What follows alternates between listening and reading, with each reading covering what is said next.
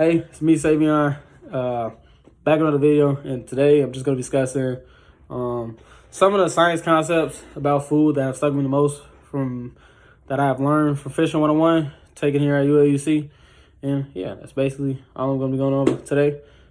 First thing is my reaction. I was never really aware. I thought it was always just your food getting burnt is why it turned darker in color, but it's actually because the sugars and proteins that the food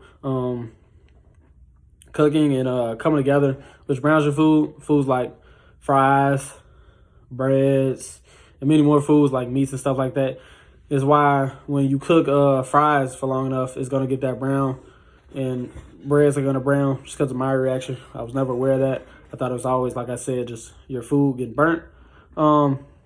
Second thing that I've learned actually this week, cookies and cake consumption can affect your eyes. I never thought that those two things were related. Growing up, I always thought like only thing I knew about foods and eyes was that if you eat carrots enough, that your eyesight is gonna get better, which is, I don't know if that's true, honestly. But yeah, cookies and cakes affect eye functions just because of sugar oxidation, which damages the eyes over time. So like if you eat too much cookies and cakes, it can hurt your eyes, and you're gonna need glasses like I do.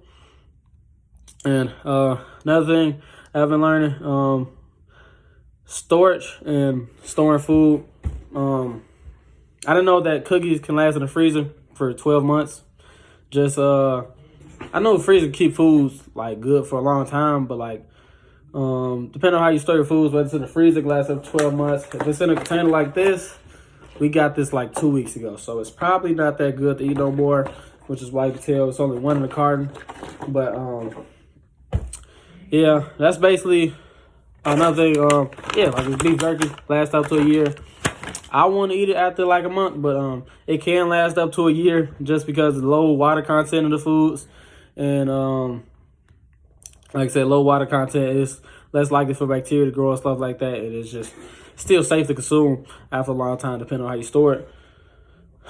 Another thing, like going off bacteria, like I just said, I coming down here would not have eaten any steak that was pink in the inside, but steak is good to eat just because bacteria on the outside is primarily outside of beef, unlike chicken and stuff like that, which is on the inside, which is why you have to fully cook it. But steak, it can be safe to consume with a little pink inside because all the bacteria is on the outside.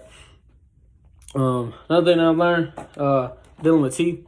I drink a lot of tea. I've basically been drinking tea all my life, probably like 3 times a week, twice a week for the 20 years that I've been on this planet. And tea is the second most consumed beverage in the world. I didn't know that. I thought it was probably going to go water, then coffee, or like water and something else. I didn't think that people really mess with tea like that. I thought like older people really mess with tea. But yeah, going off of tea, I didn't know that adding lemon can alter the chemistry of tea, which basically adding lemon increases the mineral availability within tea and increasing stuff for like iron and calcium to come, your body can absorb more. And this is because the polyphenols are coming off of the iron and calcium, and it's basically making the iron and calcium be able to get into the body. I didn't know that. I thought tea was just simply for flavor, because I add lemon, honey, and that's what I do to my tea every day that I drink tea. And yeah, last thing I learned, eggs. Yes, these little eggs are used in vaccine production. I never would have thought that fertilized eggs are used in the process of making vaccines, like the flu vaccine and stuff like that. And basically, they just inject the fertilized eggs with vaccine. I still don't really understand how it works, but insert the vaccines or 2 vaccine components within the fertilized eggs, and over time, it'll make a new vaccine for the flu. And yeah, so that's what I've been learning. Thanks for stopping by. Yeah, that's what me, Sai'Veon, have learned from Fishing 101, taking it here at UIUC.